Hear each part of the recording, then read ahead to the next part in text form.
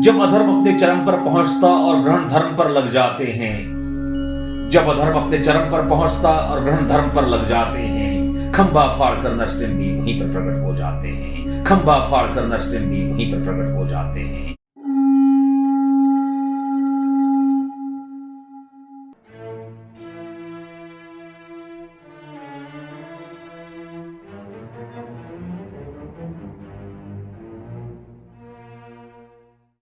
महाभारत खोज के इस महाअभियान, इस महायज्ञ से जुड़ने के लिए आप सभी जो भारत की सनातन संस्कृति पर गर्व धारण करते हैं, आपका फिर से स्वागत करता हूं मैं विवेक दत्त मिश्र।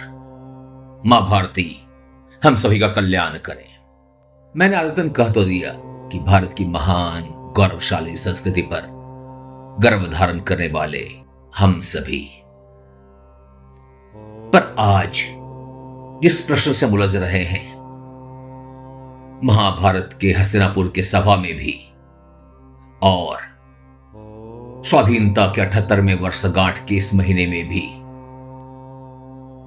मन को कई बार शंकित कर देता है कि क्या हम सच में अपने संस्कृति पर गौरव धारण कर सकते हैं?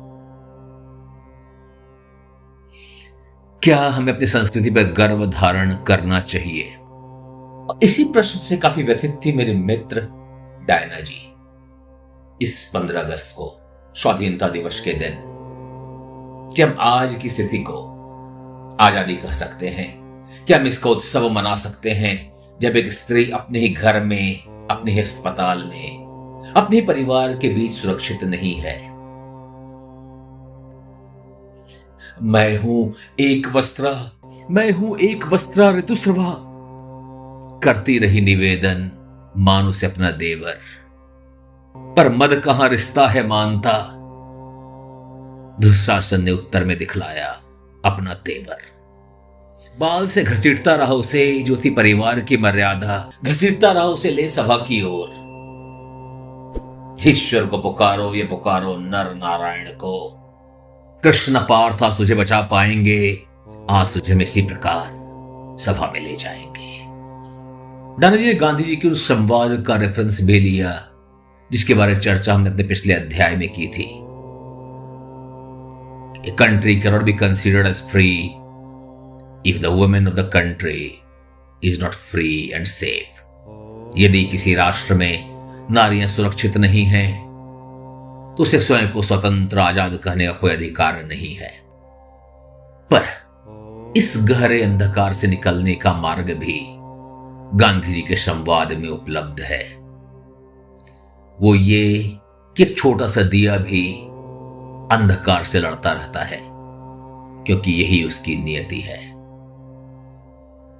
कि वो भी अंधकार को हरा सकता है।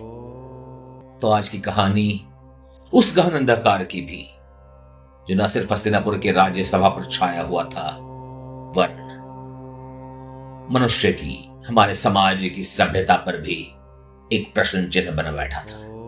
और साथ ही आज की कहानी उन कुछ दियों की भी जिन्होंने इस गहन अंधकार से लड़ने का सामर्थ्य और हौसला दिखलाया।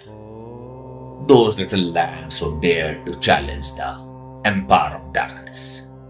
और खास करके आज की कहानी उस महायोद्धा की भी है जिसके बारे आपने आज के अध्याय के शीर्षक में पढ़ा।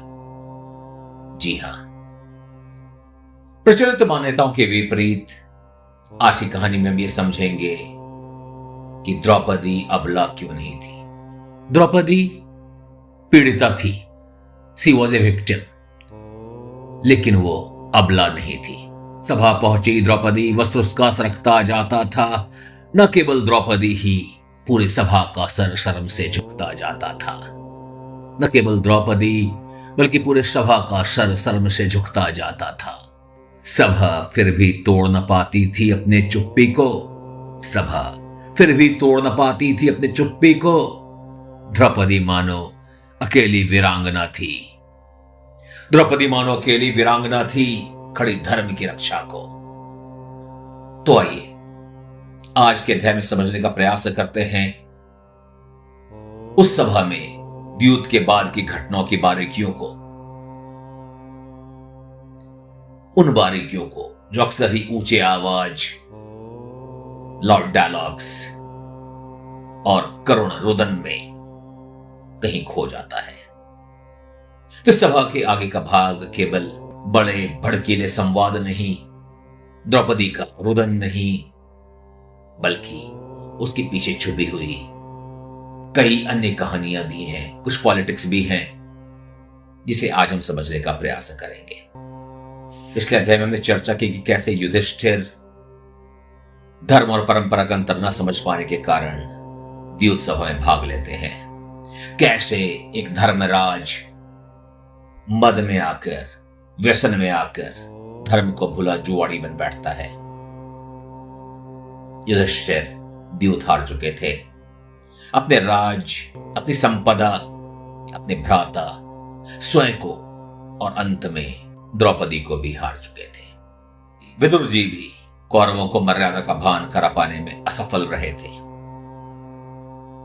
और दुर्योधन ने विदुर जी के हित वचनों को ठुकराकर दूत को भेजा था द्रौपदी को सभा में लाने के लिए।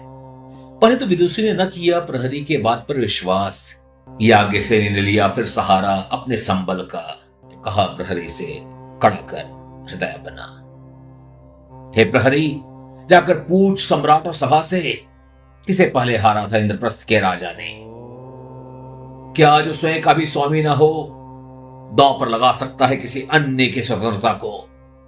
कदाचित द्रौपदी को भी पता था कि सभा के पास उसके प्रश्न के उत्तर हैं ही नहीं, और यदि होती तो भी उत्तर देता कौन? जिस सभा ने मौन होकर देखा था छल और अधर्म के प्रपंच को, मौन ही रहा, और मौन ही रहे धर्मपुत्र, देख न पाए आहत होते अधर्म को। कहा फिर दंभी दुर्योधन ने प्रहरी से, कहो उसे स्वयं आकर पूछे अपने प्रश्न सभा से। पर मुझे लगता है कि कदाचित दुर्योधन इस प्रश्न की गहराई को माप ही नहीं सका, अन्यथा मूर्ख दुशासन को द्रौपदी को सभा में लाने के लिए नहीं भेजता। विनाश समीप है कुरुओं का, जान चुका प्रहरी का हृदय था। विनाश समीप है कुरुओं का, जान चुका प्रहरी का हृदय था। फिर पांचाली को कैसे मनाता? खाली हाथों से आता देख दुर्योधन का क्रोध बढ़ पड़ा। जबरन घसीट लो उसे, पाकर आदेश दुशासन आगे बढ़ा। बाल से घसीटता रहा उसे, जो थी परिवार की मर्यादा। निर्लजता की पहुंची नहीं पर अभी तक थी प्रकाष्ठा। कृष्ण पार्था तुझे बचा पाएंगे, कृष्ण पार्था तुझे बचा पाएंगे। आज तुझे इसी प्रकार भरी सभा में ले जाएंगे। और दुशासन सफल भी हुआ। यदि आज दुशासन की आत्मा इस प्रश्न पर चिंतन करे तो कदाचित वो भी सोचे, काश काश कि कृष्ण या पार्थ ने उसकी योजना को विफल कर दिया होता, तो कदाचित वो इतिहास के सबसे बड़े खलनायक बनने से बच जाता। और दुशासन की सी मनस्थिति पर हमने पहले भी एक बार चर्चा की है अपने खंड 1 के अध्याय 3 यानी कि सीजन 1 एपिसोड 3 में, जिसका शीर्षक है दुराचारी लक्ष्मण। और ये शीर्षक पॉडकास्ट पर स्पॉटिफाई, एप्पल पॉडकास्ट पे उपलब्ध है और शीघ्र ही यूट्यूब पर भी उपलब्ध होगा। तो इसके आगे मैं आपको सुनाता हूं आज के अध्याय को इस कविता के माध्यम से। कहा द्रौपदी ने फुफकारती शिव कंठहार के सम, कहा द्रौपदी ने फुफकारती शिव कंठहार के सम। जलता अपमान का नल उसके हृदय में प्रज्वल, जलता अपमान का नल उसके हृदय में प्रज्वल। हे अधर्मी संभल, हे धर्मी संभल, तेरे कार्य नहीं किसी मर्यादित आर्य से। बचा सकेगी नहीं इंद्र की शक्ति भी तुझे इस अनाचार के परिणाम से। शर्म करो हे आर्य सभा, शर्म करो हे आर्य सभा, क्षत्रिय धर्म मार्ग तू है खो चुका। शर्म करो हे आर्य सभा, क्षत्रिय मार्ग तू है खो चुका। कृपा द्रोण भीष्म का पराक्रम भी कदाचित है सुहा हो चुका। कृपा द्रोण भीष्म का पराक्रम भी कदाचित है सुहा हो चुका। खो चुका है इस राज्यसभा से, खो चुका है इस राज्यसभा से मर्यादा और धर्म का अनुशासन। खो चुका है इस राज्यसभा से मर्यादा और धर्म का अनुशासन। पार्श्व शक्ति रह गया, बस करता है अपना शासन। पार्श्व शक्ति रह गया, बस करता है अपना शासन। द्रौपदी के प्रश्न के उत्तर में भीष्म ने कहा थोड़ा सा कुचाकर, धर्म का मर्म है अति सूक्ष्म देवी, धर्म का मर्म है अति सूक्ष्म देवी। क्या दूं तुझे मैं उत्तर, क्या दूं तुझे मैं उत्तर। युधिष्ठिर डिग सकता नहीं सत्य के पथ से, मानते सभी जन हैं। उसी ने स्वीकार किया विजित हुई तू, उसी ने स्वीकार किया विजित हुई तू। परंपरा के मानक अटल हैं, परंपरा के मानक अटल हैं। कुंती पुत्र ने खेला था, कुंती पुत्र ने खेला था जानकर भी शकुनी का कपट जाल। कौन सही कौन गलत कैसे मैं बताऊं उसका हाल। कौन सही और कौन गलत कैसे मैं बताऊं उसका हाल।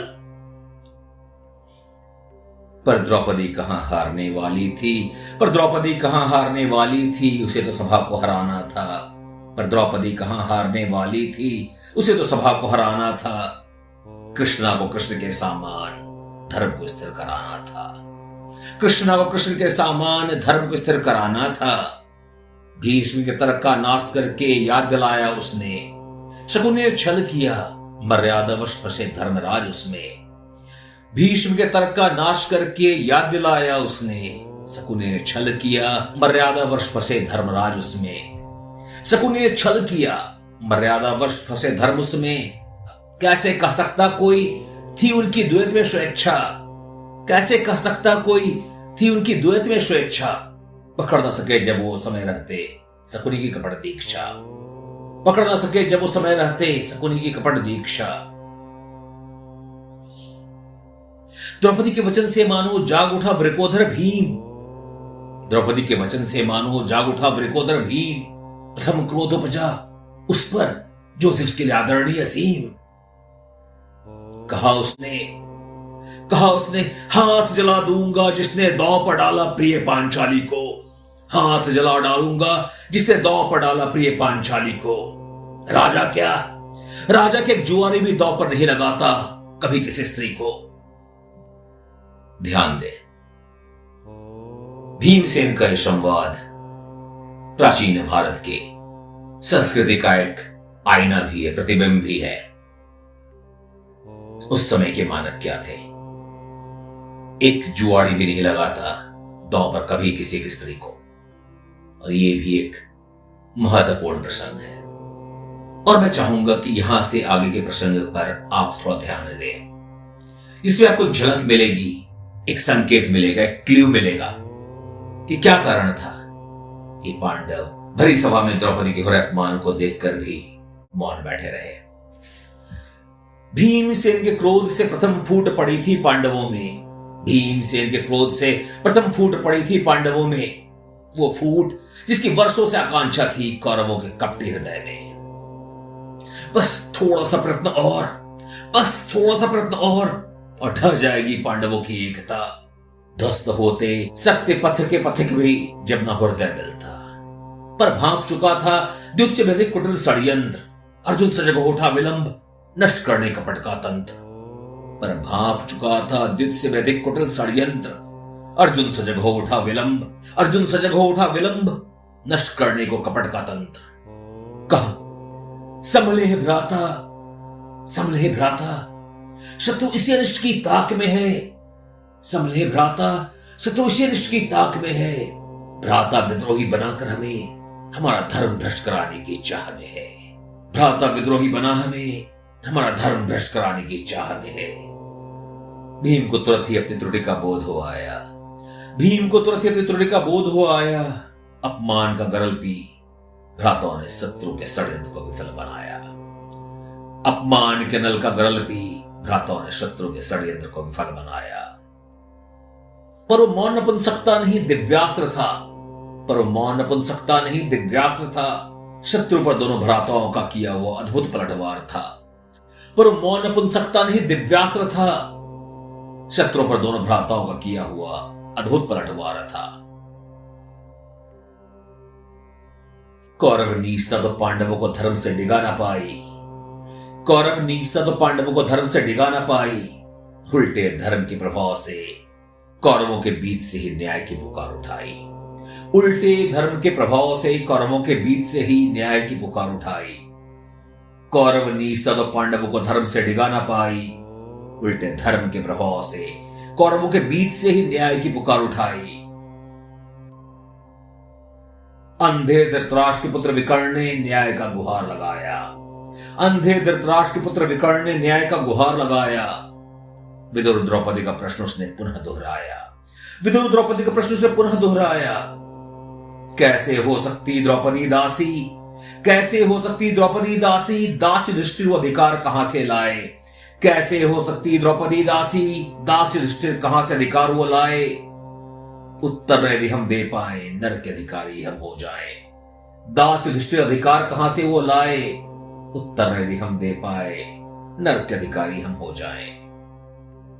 नर के अधिकारी हम हो जाए।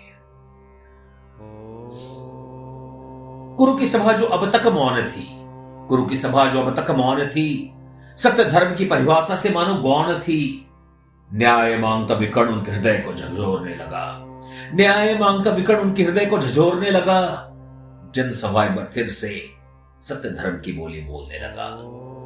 जनसभा पर फिर से सत्य धर्म की बोली बोलने लगा।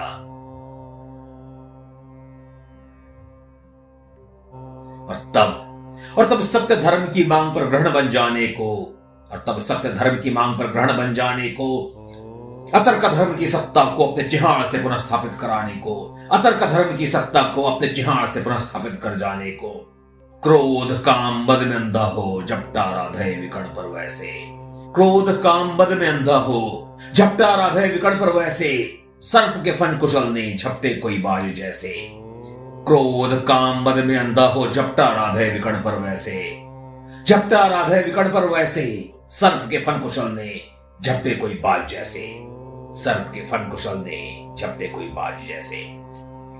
कहा, हे मूढ़ विकर्ण, व्यर्थ के तेरे प्रलाप हैं, व्यर्थ के तेरे प्रलाप हैं। देख यहां बैठे मनीषी विद्वान मौन, देख यहां बैठे मनीषी विद्वान मौन, सुन द्रौपदी का विलाप है। धर्म की ऐसी विकृति न देखी न सुनी मैंने, धर्म की ऐसी विकृति न देखी न सुनी मैंने। न धर्म जानकर भी धर्म की व्याख्या कैसे किया तूने, न धर्म जानकर भी धर्म की व्याख्या कैसे किया तूने। पति की संपत्ति का अंश भाग मात्र होती है स्त्री। जब युधिष्ठिर ने कहा अभिजीत हुई द्रौपदी, फिर कैसी भ्रांति और कैसा विवाद, और कैसे द्रौपदी को दासी कहना हुआ धर्म संवाद। फिर कैसी भ्रांति और कैसा विवाद, और कैसे द्रौपदी को दासी कहना हुआ अधर्म संवाद। तू कहे नहीं सही एक स्त्री को भरी सभा में लाना पहने एक ही वस्त्र, मैं कहूं कुछ भी दोष नहीं एक दासी को बुलाना भले हो निवस्त्र। एक स्त्री का एक ही हो सकता पति है यही ईश्वरी वचन। पांच के संग रहने वाली को पत्नी नहीं वैसा कहते हैं सभी जन।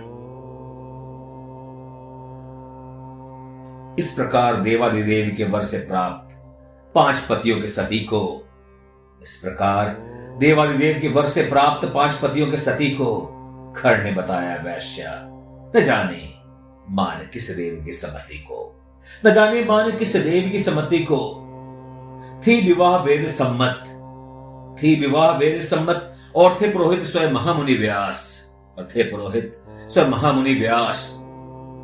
और उनके संबंधों को गाली देता गया, और उनके संबंधों को गाली देता गया अद्भुत ज्ञानी अंगराज, और उनके संबंधों को गाली देता गया अद्भुत ज्ञानी अंगराज।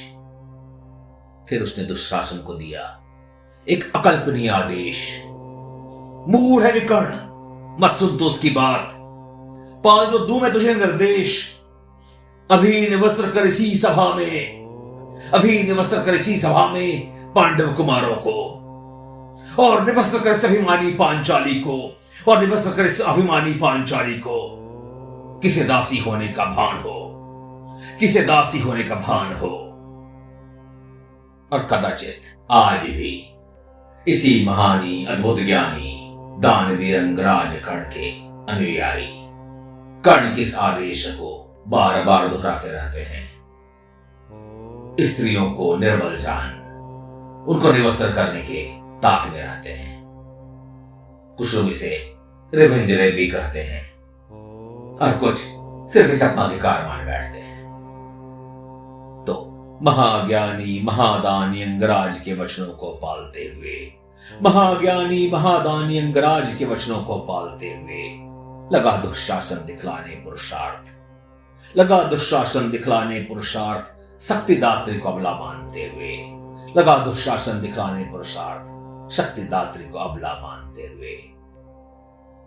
खींचने लगा वस्त्र, खींचने लगा वस्त्र करने ना नग्न सिर्फ कृष्णा को, खींचने लगा वस्त्र न सिर्फ नग्न करने कृष्णा को, निवस्त्र करता जा रहा था, निवस्त्र करता जा रहा था आर्यवर्त के प्राचीन सांस्कृतिक परिकल्पना को, निवस्त्र करता जा रहा था आर्यवर्त के प्राचीन सांस्कृतिक परिकल्पना को। जब अधर्म अपने चरम पर पहुंचता और ग्रहण धर्म पर लग जाते हैं, जब अधर्म अपने चरम पर पहुंचता और ग्रहण धर्म पर लग जाते हैं, खंभा फाड़कर नरसिंह भी वहीं पर प्रकट हो जाते हैं, खंभा फाड़कर नरसिंह भी वहीं पर प्रकट हो जाते हैं।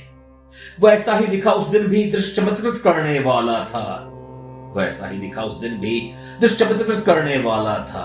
दुशासन ज्यों ज्यों वस्त्र खींचता, दुशासन ज्यों ज्यों वस्त्र खींचता जाता, वस्त्र और बढ़ता जाता था। वैसा ही लिखा उस दिन में दृष्ट चमत्कृत करने वाला था। दुशासन ज्यों ज्यों वस्त्र खींचता, वस्त्र और बढ़ता जाता था। कैसे कहें कौन एक कर्तव्य अद्भुत दिखलाता था, कैसे कहें कौन एक कर्तव्य अद्भुत दिखलाता था। कोई धर्मो रक्षति रक्षिता का मंत्र दोहराता था, कोई धर्म रक्षार्थ जन्मे श्री कृष्ण की जय जयकार गाता था, कोई धर्मो रक्षित रक्षिता का मंत्र दोहराता था, कोई धर्म रक्षार्थ जन्मे श्री कृष्ण की जय जयकार गाता था। न सिर्फ पांचाली की लज्जा बचाता, धर्म स्वयं की भी रक्षा करता जाता था। न सिर्फ पांचाली की लज्जा बचाता, धर्म स्वयं की भी रक्षा करता जाता था, धर्म स्वयं की भी रक्षा करता जाता था। कैसे कहें कौन ये कर्तव्य अद्भुत दिखलाता था, कैसे कहें कौन ये कर्तव्य अद्भुत दिखलाता था। कोई धर्म और रक्षति रक्षता का मंत्र दोहराता था, कोई धर्म रक्षार्थ जन्मे श्री कृष्ण की जय जयकार गाता था। यहां पे एक छोटा सा विराम लेते हैं। आपको बतलाना चाहता हूं कुछ ऐसा जिससे महाभारत जानने वाले ज्यादातर लोग कदाचित अनभिज्ञ हैं। भंडारकर के आलोचनात्मक संस्करण यानी कि बोरीसी, यानी कि उस पुस्तक को जिसे हम सबसे ज्यादा प्रमाणिक मानते हैं और जिस पर मैं अपनी चर्चा आधारित करता हूं, वहां पर इस चमत्कृत घटना के लिए श्री कृष्ण को नहीं धर्म को श्रेय दिया गया है। ऐसा कहा गया है कि धर्म ने द्रौपदी की लज्जा को बचाया। श्री कृष्ण द्वारा द्रौपदी की रक्षा जो ज्यादा प्रचलित है उसका वर्णन नीलकंठ संस्करण में मिलता है, पर भंडारकर यानी कि बोरीसी में ऐसा नहीं कहा गया है। यहां तक कि आगे चलकर श्री कृष्ण स्वयं भी पांडव और द्रौपदी को बतलाते हैं कि किस कारण हस्तिनापुर के राज्यसभा में उपस्थित नहीं रह सके थे। और एक ऐसा प्रसंग है जिसे सुनकर और जानकर भी हम में से ज्यादातर लोग इसको नजरअंदाज करते हैं। मैं जो हमेशा ही बोरीसी के संबंध में बोलता हूं और मेरी समझ कहती है कि इसे बोरी ने धर्म कहा, उसे धर्म रक्षार्थ जन्मे श्री कृष्ण कहना गलत नहीं होगा, क्योंकि धर्म कोई व्यक्ति नहीं है।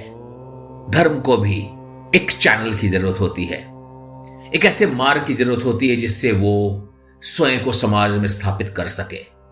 और यही बात श्री कृष्ण ने कहा है गीता में, यदा यदा ही धर्मस्य ग्लानिर्भवति भारत अभ्युत्थानम धर्मस्य तदात्मानं सृजाम्यहम् परित्राणाय साधूनां विनाशाय दुष्कृतां धर्म संस्थापनार्थाय संभवामि युगे युगे।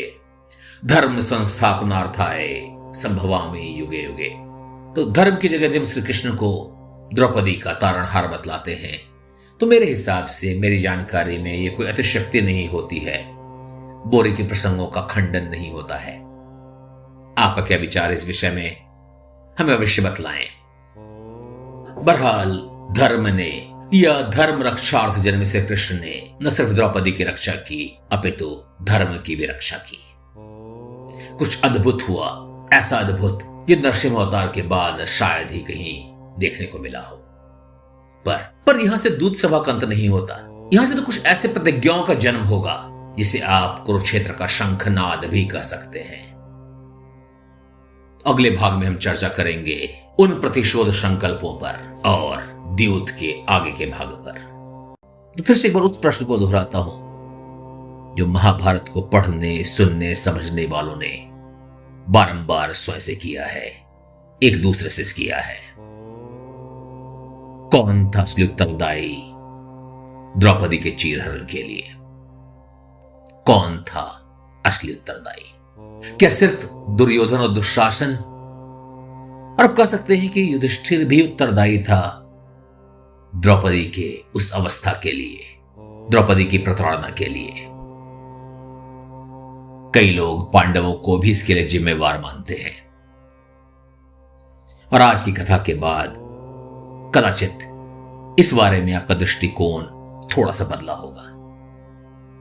पर मेरा प्रश्न अभी भी वही है, क्या सिर्फ कौरव और पांडव ही जिम्मेवार हैं द्रौपदी की उस दशा के लिए?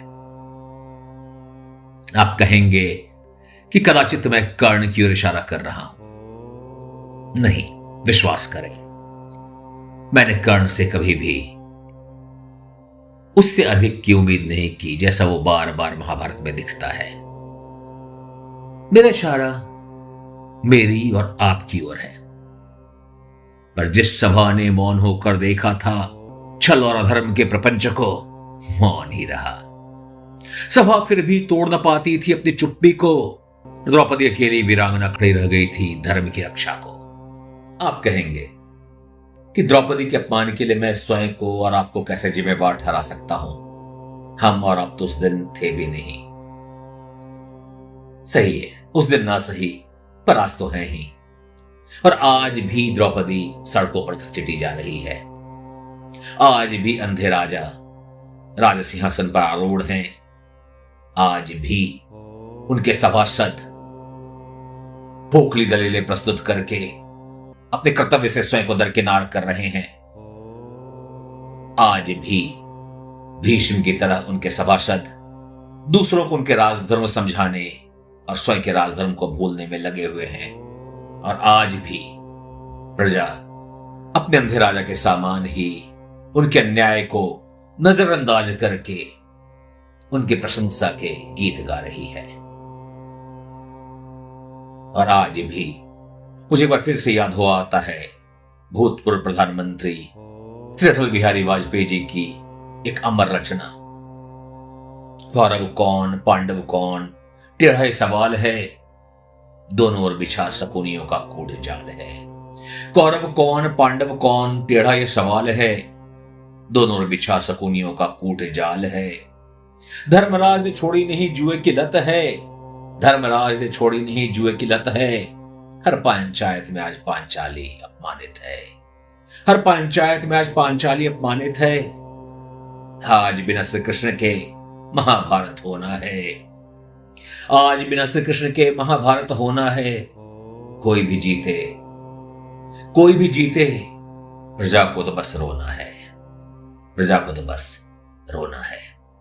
और वाजपेयी जी को कदाचित सबसे सच्ची श्रद्धांजलि यही होगी कि हम उनकी इस कविता को झूठा सिद्ध कर दें, अपने कुतर्कों से नहीं, अपने आचरण से। कह दें उनसे कि भले ही श्री कृष्ण अपने आसपास ना हो, पांचाली किसी भी पंचायत में अब अपमानित नहीं होगी, वो स्वयं कृष्णा बन जाएगी। न सिर्फ शत्रु के चक्रव्यूह को काटेगी, वरन उन्हें भी अपने चक्रव्यूह में फंसा लेगी।